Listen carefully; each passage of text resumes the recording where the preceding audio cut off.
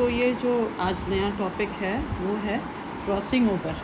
Crossing over तो आप लोगों को जब हमने पढ़ाया था मेयोसिस तो उसमें बताया था कि क्रॉसिंग ओवर क्या इवेंट होता है। क्रॉसिंग ओवर एक तरह से देखा जाए तो स्ट्रिक्टली होमोलोगस क्रोमोसोम्स जो होमोलोगस सेगमेंट्स होते हैं नॉन सिस्टर क्रोमैटिड्स के, उनके बीच का एक्सचेंज होता है। चूँकि जीन्स जो है वो क्रोमोसोम में लोकेट होते हैं और आपको जो मेंडल की जो क्लासिकल जेनेटिक्स की कंसेप्ट थी उसमें बताया गया था कि genes are located on the chromosome. तो अगर कोई रिकॉम्बिनेशन लिंक्ड जीन में यानी लाइन से जो जीन्स प्रेजेंट हैं, अगर हम क्रोमोसोम को एक जैसे beads on a string concept है, मोतियों की माला की तरह कंसिडर करते हैं, तो इसका मतलब कि अगर कोई रिकॉम्बिनेशन हो रहा है लिंक्ड जीन के बीच में, तो इसका मतलब there is always a involvement of crossing over. तो हम क्रॉसिंग ओवर को अगर डिफाइन करना शुरू करें तो it is the recombination of gene.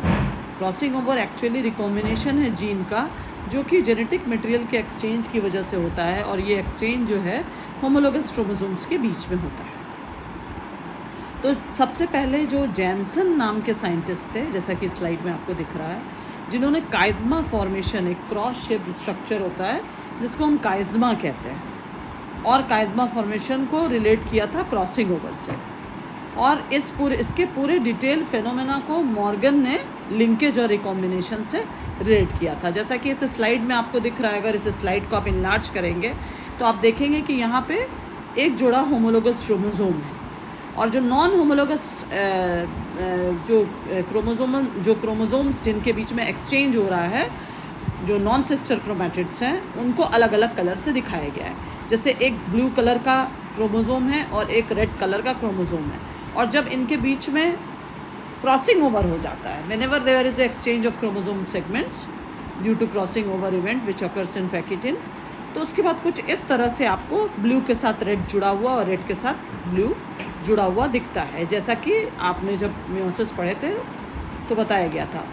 अब इस क्रॉसिंग ओवर की दो थ्योरीज दी गई हैं कि क्या रिलेशनशिप है क्रॉसिंग ओवर और काइज़मा फॉर्मेशन में, और दोनों थ्योरी अगर समरी में कहा जाए तो दोनों थ्योरी जो है एक दूसरे का जस्ट कॉन्ट्राडिक्शन कहती हैं। कॉन्ट्राडिक्शन कहती है मतलब क्लासिकल थ्योरी को हम टू प्लेन थ्योरी कहते हैं, और काइज़मा टाइप थ्योरी को हम वन प्लेन थ्योरी कहते हैं। क्लासिकल थ्योरी जो है वो प्रपोज की थी LW शार्प ने, और ये थ्योरी ये कहती है कि chiasma is the cause of crossing over, मतलब काइज़मा की वजह से क्रॉसिंग ओवर होता है, और ये नहीं है कि क्रॉसिंग ओवर का रिजल्ट काइज़मा है। यानी जो काइज़मा फॉर्मेशन है वो क्रॉसिंग ओवर के पहले होता है। दूसरी थ्योरी जो है जिसका नाम है काइज़मा टाइप थ्योरी, जिसको कि जैनसन ने प्रपोज किया था, और लेटर ऑन बेलिंग और डार्लिंगटन ने इसको डेवलप किया था, इसको वन प्लेन थ्योरी कहते हैं। ये थ्योरी ये कहती है कि chiasma is the result of crossing over. अब देखिए, दोनों हमने कहा कि दोनों थ्योरी एक दूसरे का कॉन्ट्रडिक्शन है।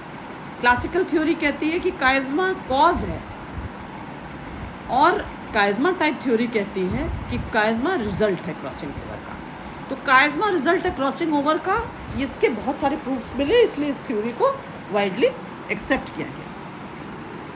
अब ये है नेक्स्ट की मैकेनिज्म ऑफ क्रॉसिंग ओवर, मतलब कैसे होता है मैकेनिज्म। जैसा कि हमने आपको मेयोसिस में भी बताया था कि एक सिनेप्सिस एक स्टेज आती है जिसमें होमोलोगस क्रोमोसोम पेयर करते हैं, और इस पेयरिंग ऑफ होमोलोगस क्रोमोसोम को हम सिनेप्सिस कहते हैं। और जैसा कि इस फिगर में आप इनलार्ज करेंगे तो आपको दिखेगा कि ये होमोलोगस क्रोमोसोम है और ये पेयर कर रहे हैं एक दूसरे से, और पेयर करने के समय ही इनके जो नॉन सिस्टर क्रोमैटिड्स हैं इनके बीच में क्रॉसिंग ओवर हुआ और रिकॉम्बिनेंट टाइप के क्रोमैटिड्स बने। अब उसमें जो पहला तो सिनेप्सिस हुआ, मतलब कि दोनों होमोलोगस क्रोमोसोम एक दूसरे के नज़दीक आए। जब सिनेप्सिस हो जाता है तो सेकेंड इवेंट जो होता है वो है टेट्राड फॉर्मेशन का। टेट्राड हम इसलिए कहते हैं क्योंकि एक क्रोमोसोम के जो दो क्रोमैटिड होते हैं उनको हम डायड कहते हैं। तो अगर हम एक जोड़ा क्रोमोसोम को देखेंगे तो उसमें 4 सेगमेंट्स आएंगे, इसलिए हम उनको टेट्राड कहते हैं। ये मैंने आपको मेयोसिस में भी बताया था। तो एक क्रोमोसोम के जो दो क्रोमैटिड्स होते हैं उनको हम सिस्टर क्रोमैटिड कहते हैं, और एक जोड़ा क्रोमोसोम में जो क्रोमैटिड उपस्थित होते हैं उनको नॉन सिस्टर क्रोमैटिड्स कहते हैं। अब जैसे ही क्रोमोसोम्स जो होमोलोगस क्रोमोसोम है वो पेयरिंग करना शुरू करते हैं, तो फिर क्या होता है, मियोसिस 1 में एक सिनेप्टोनिमल कॉम्प्लेक्स बनता है। ये सिनेप्टोनिमल कॉम्प्लेक्स जो है वो क्या करता है, होमोलोगस क्रोमोसोम को एक क्लोजली पेयर्ड स्टेज में रखने में मदद करता है। ये इसका फंक्शन होता है बेसिकली। जो सिनेप्टोनिमल कॉम्प्लेक्स होता है ये एक तरह का स्ट्रक्चर होता है जिसका फंक्शन होता है कि ये जो दोनों होमोलोगस क्रोमोसोम एक दूसरे से पेयर किए हैं इनको एक साथ रखने में ये हेल्प करता है। बेसिक फंक्शन इसका सिनेप्टोनिमल कॉम्प्लेक्स का ये होता है कि it keeps the homologous chromosome in a closely paired state. अब उसके बाद तीसरा इवेंट जो शुरू होता है, इसके बाद पहले सिनेप्सिस हुआ, फिर टेट्राड फॉर्मेशन हुआ।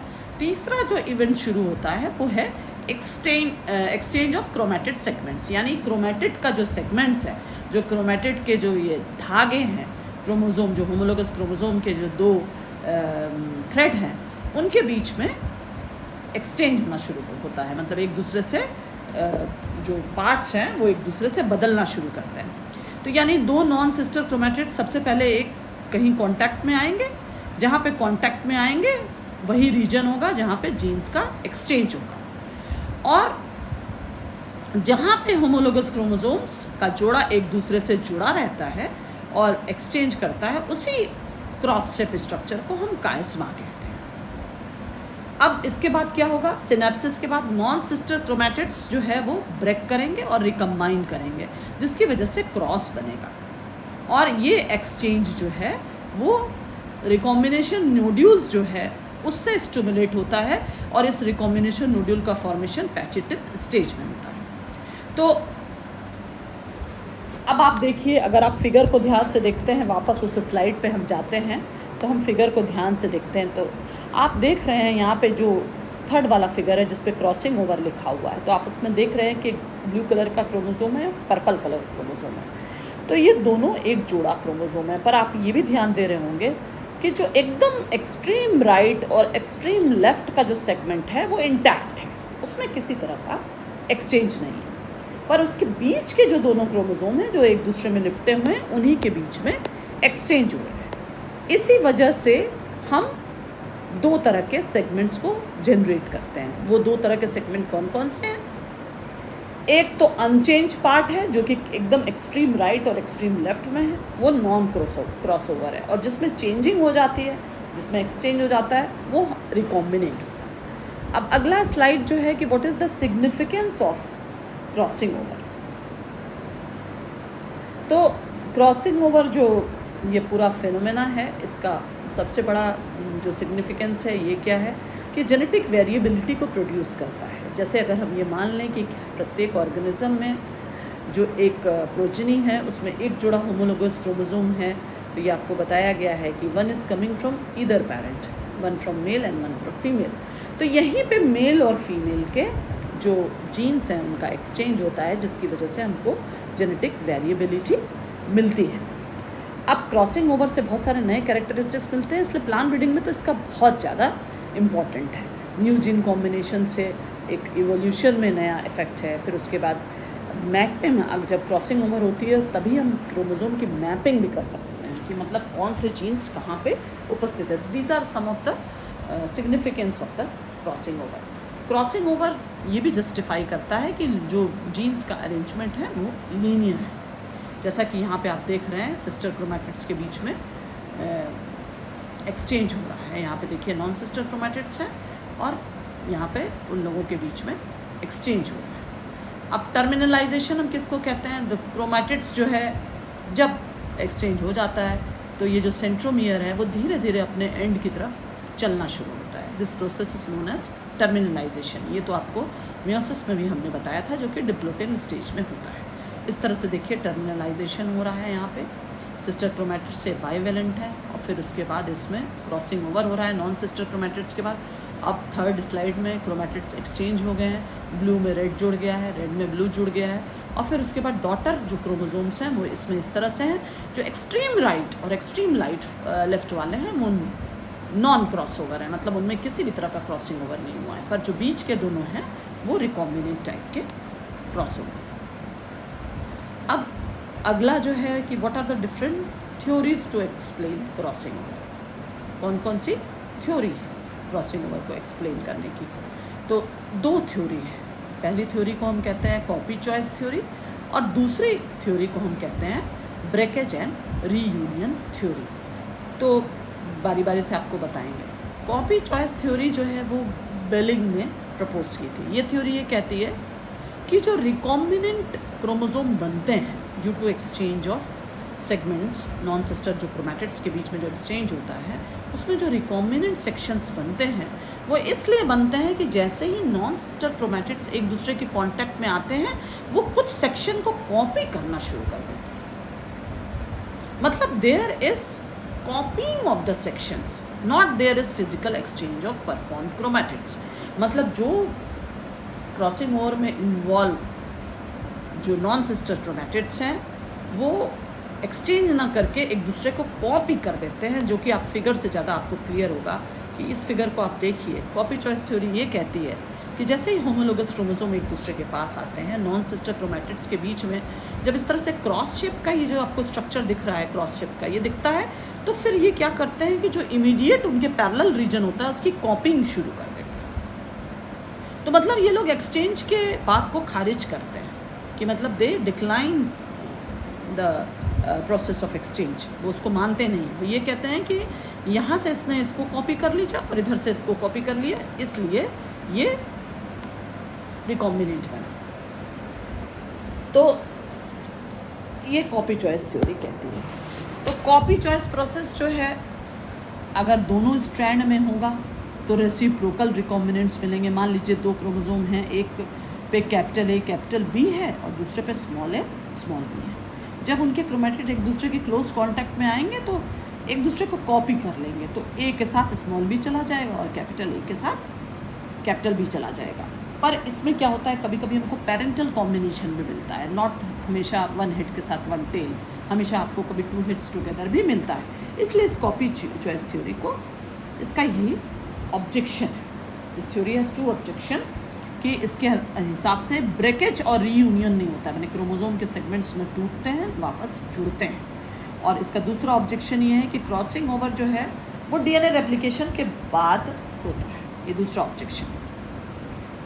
दूसरी थ्योरी जो है वो क्या है, ये इसके ऊपर का जो आपका स्लाइड का टाइटल है वो कट गया है, तो एक्चुअली ये जब आपको भेजेंगे तो आप उसमें देख लेंगे। ब्रेकेज एंड रीयूनियन थ्योरी दूसरी थ्योरी ये कहती है। ये थ्योरी क्या कहती है कि क्रॉसिंग ओवर जो है वो क्रोमोसोम नॉन सिस्टर क्रोमैटिड्स जो क्रोमोसोम में हैं उनके टूटने और जुड़ने से होता है। कि जो पेरेंटल क्रोमोसोम्स में जो क्रोमैटिड्स हैं वो टूट जाते हैं, फिजिकल ब्रेकेज हो जाता है और उसके बाद वो फिर एक दूसरे से जुड़ जाते हैं। ब्रेकेज जो है वो मैकेनिकल स्ट्रेन की वजह से होता है, जिसकी वजह से होमोलोगस क्रोमोसोम जो है वो जो पेयर्ड रहते हैं वो अलग होना शुरू करते हैं और फिर ब्रोकन एंड जो है वो जुड़ जाते हैं, जो कि इस फिगर से आपको क्लियर हो जाएगा कि ये जो नॉन रिकॉम्बिनेंट यानी नॉन क्रॉसओवर है उसमें देखिए कैपिटल ए कैपिटल बी के साथ है, और जब यहाँ पे ब्रेकेज और रीयूनियन हो गया तो इस तरह का कि ये टूटा और जुड़ा, कैपिटल ए कैपिटल बी से टूट गया और कैपिटल ए स्मॉल बी से जुड़ गया, उसी तरह स्मॉल ए स्मॉल बी से टूट गया और स्मॉल ए कैपिटल बी से जुड़ गया। ये थ्योरी ये कहती है। अब उसके बाद दूसरी जो टर्म आती है वो है इंटरफेरेंस। इंटरफेरेंस मतलब इसका शाब्दिक अर्थ जो है कि अगर कोई किसी की गतिविधि में किसी तरह का हिंड्रेंस पैदा करता है या किसी तरह का उसको प्रभावित करता है तो हम उसको इंटरफेरेंस कहते हैं। तो उसी तरह का इसका सिग्निफिकेंस है क्रॉसिंग ओवर के संदर्भ में। इंटरफेरेंस जो शब्द है वो मुलर ने दिया था।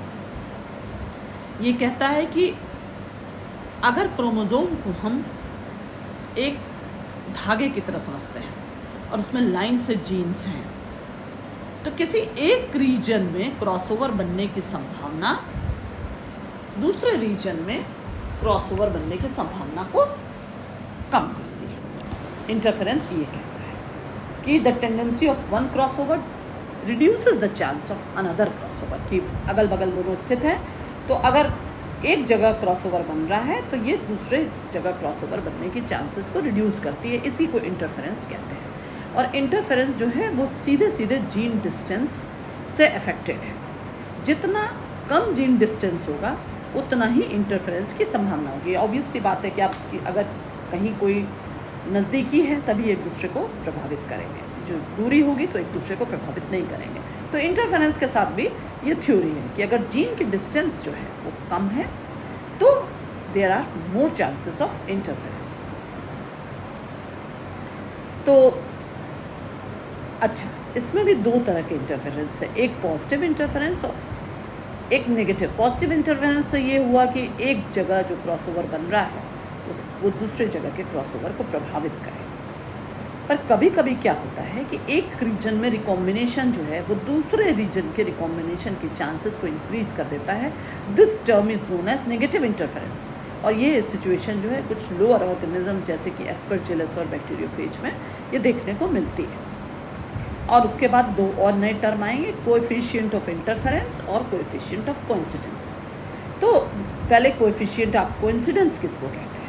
कोइंसिडेंस का मतलब है ये जो टर्म है वो भी मुलर ने दी थी। ये क्या नापती है? Degree of interference. अगर एक क्रॉसओवर दूसरे जगह के क्रॉसओवर होने की संभावना को प्रभावित करता है तो किस हद तक प्रभावित करता है, किस हद तक। तो मैथमेटिकली इसको कैसे डिफाइन किया जाता है कि कोएफिशिएंट ऑफ कोइंसिडेंस जो है वो percentage of observed divided by percent of expected. आप क्या एक्सपेक्ट करते हैं कि अगर एक क्रोमोसोम में लाइन से A B C 3 gene line से प्रेजेंट है तो ए और बी के बीच का क्रॉसओवर बी और सी के बीच के क्रॉसओवर को जो प्रभावित करेगा तो उसकी वजह से जो कोएफिशिएंट क्रिएट होगा उसको हम मेज़र करेंगे observe double crossover divided bye expected double crossover into 100। ये कोएफिशिएंट ऑफ कोइंसिडेंस है। और इसी तरह से हम कोएफिशिएंट ऑफ इंटरफेरेंस निकाल लेंगे कि coefficient of interference is equal to 1 minus coefficient of coincidence. ये दो फॉर्मूला आप याद रखिए। अब यहाँ पे एक डिफरेंस दिया हुआ है कि what is the difference between positive and negative interference. Interference तो मतलब आप समझ गए कि अगर एक किसी क्रोमोसोम में जिसको कि हम मोतियों की माला समझते हैं अगर लाइन से जीन प्रेजेंट है ए बी सी तो ए और बी का क्रॉसओवर, ए और बी के बीच का क्रॉसओवर अगर बी और सी के बीच के क्रॉसओवर को प्रभावित करता है तो then it is known as interference. और इस इंटरफेरेंस की वजह से जो हम एक्सपेक्ट कर रहे थे क्रॉसओवर की फ्रिक्वेंसी उसमें डेविएशन आता है। और ये ऑब्जर्व्ड और एक्सपेक्टेड का डेविएशन जो कि यहाँ मेजर किया गया है, ऑब्जर्व्ड और एक्सपेक्टेड का deviation, this is known as coefficient of coincidence. और 1 minus coefficient of coincidence is equal to coefficient of interference. तो ये तो फॉर्मूले हो गए। अब पॉजिटिव और नेगेटिव इंटरफेरेंस में क्या अंतर है? अगर एक जगह का क्रॉसओवर दूसरे जगह के क्रॉसओवर को प्रभावित करता है, रिड्यूस करता है। इंटरफेरेंस मतलब क्या होता है? हम आपको गतिविधि को किसी तरह से प्रभावित करें, कम करने के लिए। तो अगर एक क्रॉसओवर दूसरे जगह के क्रॉसओवर को प्रभावित करता है तो उसको हम कहते हैं पॉजिटिव इंटरफेरेंस। पर अगर एक जगह का क्रॉसओवर दूसरे जगह के क्रॉसओवर को इन्हांस करता है, मतलब इधर बनेगा तो उधर भी बनेगा, then it is known as negative interference. मतलब एक दूसरे से इंटरफेयर नहीं कर रहे हैं कि तुम भी वहाँ बन जाओ और मैं भी वहाँ बन जाता हूँ। तो पॉजिटिव इंटरफेरेंस यूकैरियोट्स प्रोकैरियोट्स में पाया जाता है और नेगेटिव इंटरफेरेंस एस्परजिलस और बैक्टीरियोफेजेस जैसे जो लोअर ऑर्गेनिज्म है उसमें पाया जाता है। अब इसको हम कोएफिशिएंट ऑफ कोइंसिडेंस से कैसे रिलेट करेंगे? पॉजिटिव इंटरफेरेंस जो है कोएफिशिएंट ऑफ कोइंसिडेंस इसमें हमेशा 1 से कम होगा। Negative interference it is always more than 1, ये हमेशा 1 से अधिक होगा। कोइंसिडेंस मैं ऑलरेडी ये डिफाइन कर चुकी है। अब देखिए क्रोमोसोम पे जीन प्रेजेंट है, मेंडल की कॉन्सेप्ट थी, उसके बाद beads on a string concept आ गई कि मोती की माला है। आखिर ये क्रोमोसोम पे जीन जिस तरह से उपस्थित है उसको हम क्रोमोसोम मैप कहते हैं। जैसा कि मैंने कई बार अपने लेक्चर्स में बताया है कि आपको जैसे पता है कि इंडिया एक कंट्री है, इसमें कहाँ कहाँ कौन से स्टेट्स हैं, तो उसी तरह क्रोमोसोम एक बहुत बड़ा सा धागों का जाल है, उसमें कौन कौन से जीन कहाँ कहाँ उपस्थित है उसे हम क्रोमोसोम मैप कहते हैं। The process of assigning genes की जीन्स कहाँ पे उपस्थित है, what is the location of the genes in the chromosome is known as chromosome mapping. Chromosome mapping जो की जाती है वो हमेशा 3 पॉइंट टेस्ट क्रॉस की तरह से की जाती है। क्या होती है 3 पॉइंट, क्या होता है 3 पॉइंट टेस्ट क्रॉस, ये भी आपको डेमोन्स्ट्रेट मैं करूँगी। 3 पॉइंट टेस्ट क्रॉस 2 तरह की यूजफुल इन्फॉर्मेशन देता है। पहला तो सीक्वेंस ऑफ जीन क्या है, ए बी सी प्रेजेंट है, कि ए सी बी प्रेजेंट है, कि सी बी ए प्रेजेंट है, कि बी ए सी प्रेजेंट है। पहला ये जानकारी देता है 3 पॉइंट क्रॉस। अगर 3 जीन लाइन से उपस्थित है ए बी सी, तो उनका सीक्वेंस क्या है, ए सी बी है कि बी सी ए है कि सी ए बी है, कई तरह के सीक्वेंस हो सकते हैं। दूसरा क्या 3 पॉइंट क्रॉस प्रोवाइड करता है, रिकॉम्बिनेशन फ्रीक्वेंसी क्या है, ये एक दूसरे से अगर क्रॉसिंग ओवर बनेगा तो कितना कैपिटल ए स्मॉल बी से कंबाइन करेगा, कितना स्मॉल ए कैपिटल बी से करेगा, कितना कैपिटल बी स्मॉल सी से करेगा, कितना स्मॉल सी कैपिटल बी से करेगा। ये ज़्यादा क्लियर आपको होगा इस पिक्चर को देख के कि 3 पॉइंट क्रॉस हम किसको कहते हैं। पहले तो 3 पॉइंट क्रॉस की डेफिनेशन क्या है, जिस भी क्रॉस में 3 जीन इन्वॉल्व हो उन्हें हम 3 पॉइंट क्रॉस कहते हैं। और 3 पॉइंट क्रॉस का जो बेसिक यूज़ है वो जीन का सीक्वेंस, कि जैसे उत्तर प्रदेश ऊपर है, फिर उसके बाद थोड़ा और नीचे चले आए साइड में तो महाराष्ट्र आ गया, और एकदम और नीचे चले आए तो तमिलनाडु आ जाए। तो ये उत्तर प्रदेश, महाराष्ट्र और तमिलनाडु अगर हम ऊपर से चलेंगे तब इस तरह से आएगा, अगर हम नीचे से चलेंगे तो तमिलनाडु, महाराष्ट्र, उत्तर प्रदेश आएगा। तो उसी तरह ये जो 3 पॉइंट क्रॉस है, it is use to determine the order and distance, gene किस सीक्वेंस में प्रेजेंट है और उनके बीच की दूरी क्या है। मतलब ओवरऑल इंफॉर्मेशन ये देता है कि अगर capital A, capital B, capital C किसी क्रोमोसोम पे स्थित है तो इन लोगों के बीच की दूरी क्या है और ये किस तरह से उपस्थित है, capital A B C, B A C या सी ए बी। और ये कैसे पता चलता है, ये सिंगल क्रॉसओवर और डबल क्रॉसओवर के प्रोडक्ट को स्टडी करके होता है। अब यहाँ पे आपको बताएंगे कि सिंगल क्रॉसओवर क्या होता है और डबल क्रॉसओवर। इस पिक्चर को अगर आप इनलार्ज करेंगे तो आप देखेंगे कि 3 तरह के रिकॉम्बिनेशन कैपिटल बी और कैपिटल सी जीन में हो सकते हैं, जिसकी वजह से आप जब ट्राई हाइब्रिड पढ़ते हैं तो आपको गैमेट फॉर्मेशन मिलता है। Gamete formation is the result of recombination among genes A, B and C. तो किस 3 तरह के रिकॉम्बिनेशन हो सकते हैं, इस पिक्चर को आप वो करेंगे, अगर इनलार्ज करेंगे तो आप देखते हैं एक क्रोमोसोम जो है उस पर capital A, capital B, capital C present है।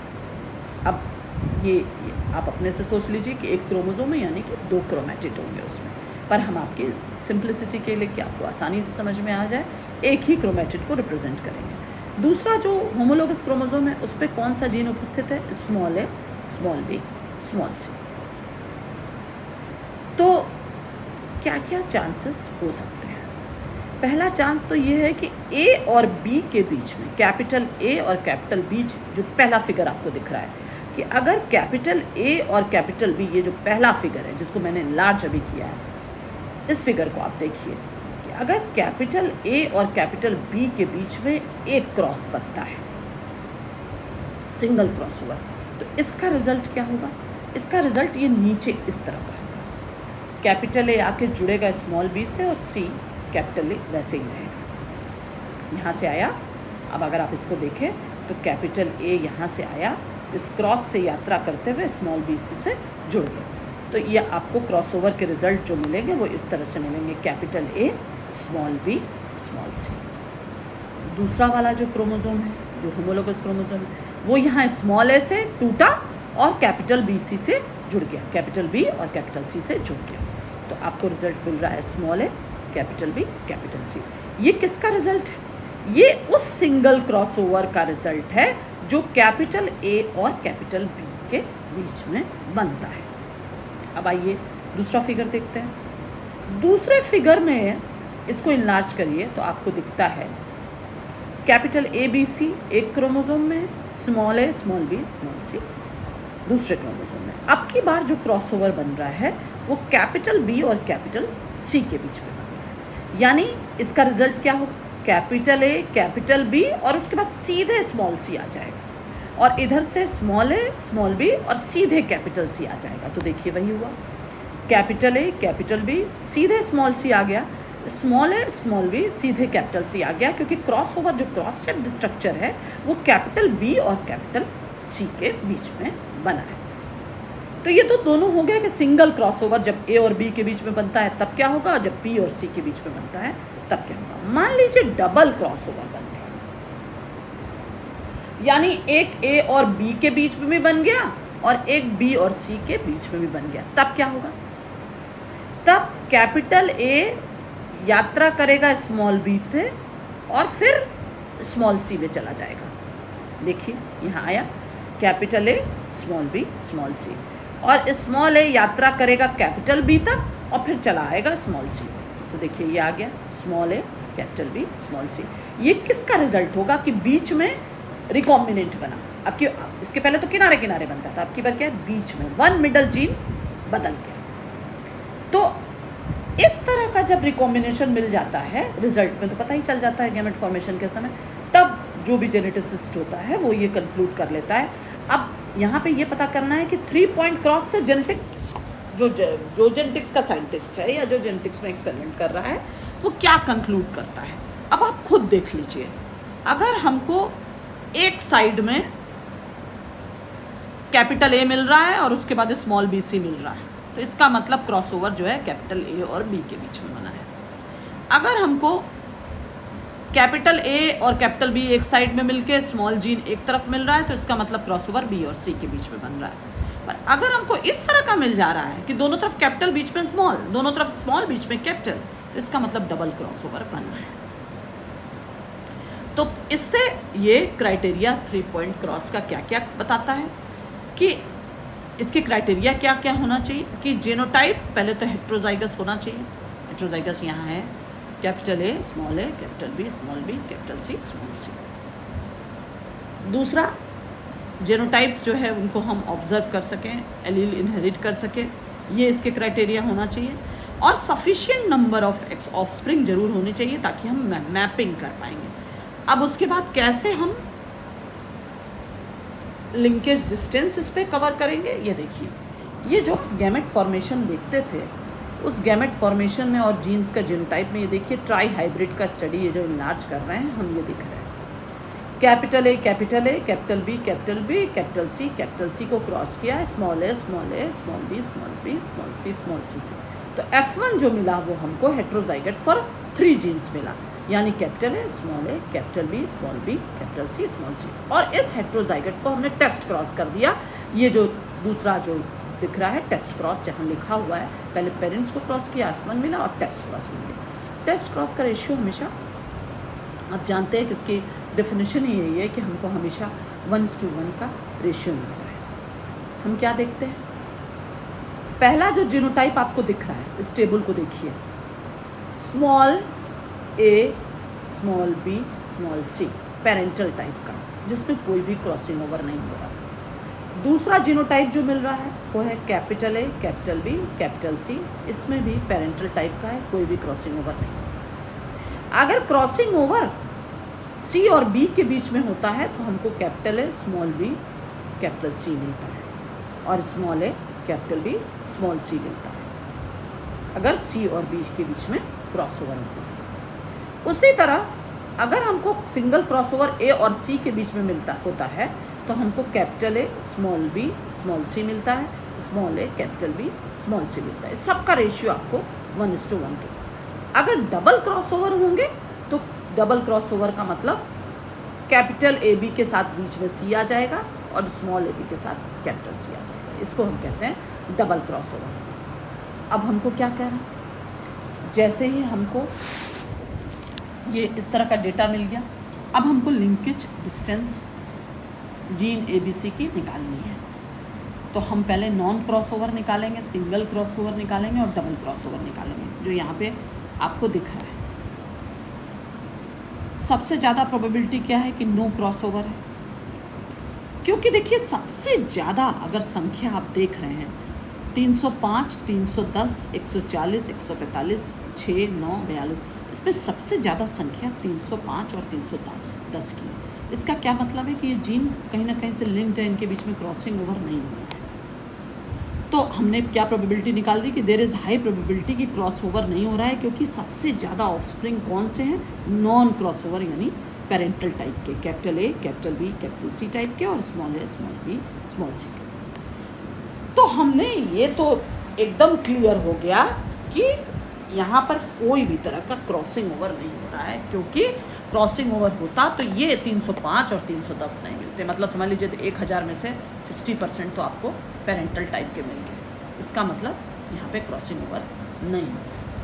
ऑर्डर कैसे, अब to determine the order of the gene we need to find double crossover and use the information with non crossover. Double crossover सबसे कम संख्या में,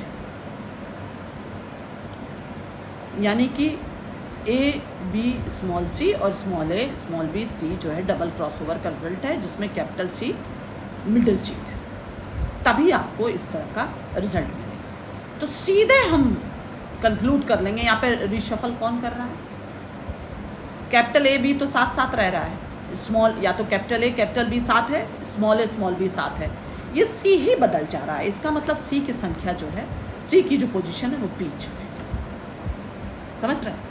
इस तरह से हम ये पता लगा लेते हैं कि जो जीन का लोकेशन हम सोच रहे थे कि ए बी सी है, ए बी सी नहीं, ये ए सी बी है, क्योंकि देखिए मिडल स्वैपिंग जो है जीन कौन, मिडल स्वैप कौन सा जीन कर रहा है, मिडल स्वैप सी जीन कर रहा है, इसका मतलब सी जीन बीच में प्रेजेंट है। तो इसको जब आप दोबारा पढ़ेंगे डिटेल में, तो आपको जब अपने से पढ़ेंगे तब आपको समझ में आ जाएगा। तो अब हम ऑर्डर तो हमको पता चल गया, ए सी बी।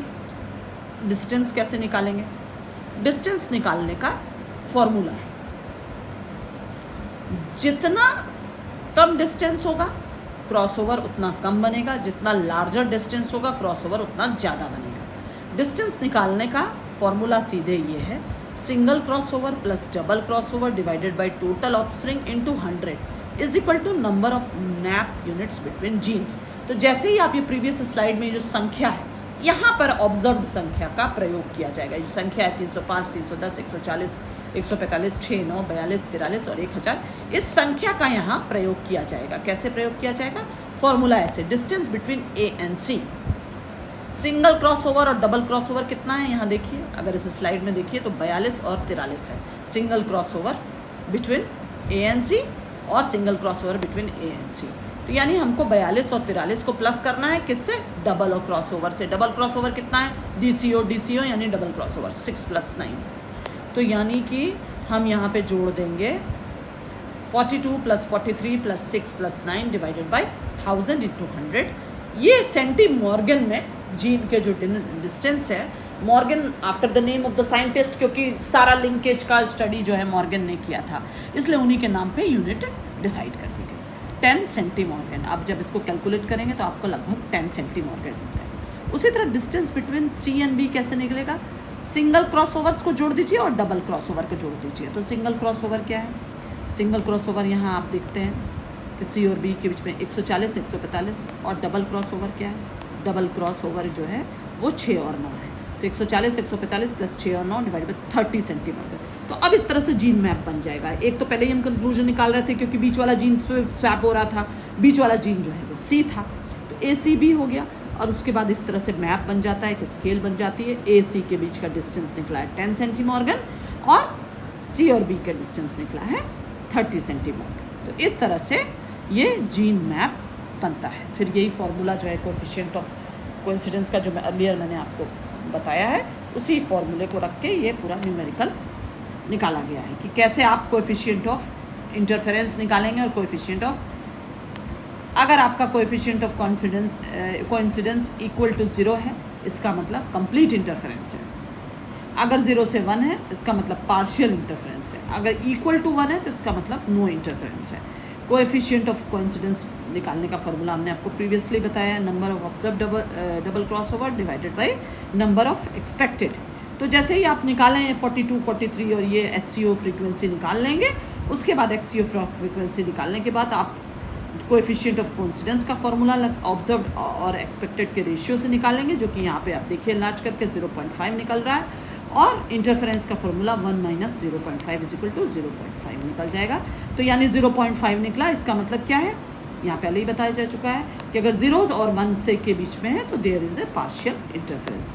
तो इस तरह से जेनेटिक जीन मैपिंग की जाती है और कंक्लूजन इस तरह से ड्रॉ किया जाता है।